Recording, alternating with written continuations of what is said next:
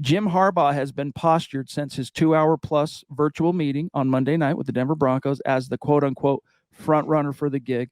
There have been other sources, including at The Athletic, that said he's basically just going to take the first NFL job that is offered him, whether it's the Broncos or anybody. He just wants back to the NFL. And then you brought up a report on Sean Payton that puts him potentially as the front runner. Bring everybody up to speed on the very, very latest on the head coaching search. First of all, either I'm having an aneurysm or my camera's a little blurry. So if I am blurry, I apologize to y'all out there. I'm exhausted, Chad, with the Broncos coaching search. Much like the quarterback derby last year between Rodgers and Russ and all the rumors, it's really tiring keeping up with everything coming out. I thought Jim Harbaugh, as of last night, when news broke, they were interviewing David Shaw. I thought that was like the Munchak interview in 2019, where it wasn't for a head coach, it was for a coordinator job.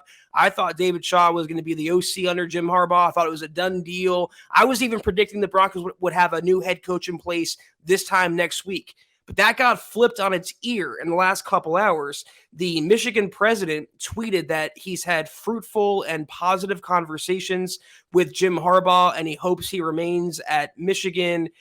Jim Harbaugh himself released a brief statement kind of echoing the president's statement. Then you have a Michigan writer saying it's looking increasingly likely like Jim Harbaugh is staying at Michigan. And now, according to Mark Maskey, I'm pretty sure, Mask, however you pronounce his name, he is the NFL reporter at large for the Washington Post, so he has credibility for sure. He said the Broncos are the early front runner for Sean Payton. Early is the key word here because they haven't even had an interview yet, and Sean Payton still has his eye on other gigs out there, including Arizona and maybe even Dallas, depending on the result of their playoff game.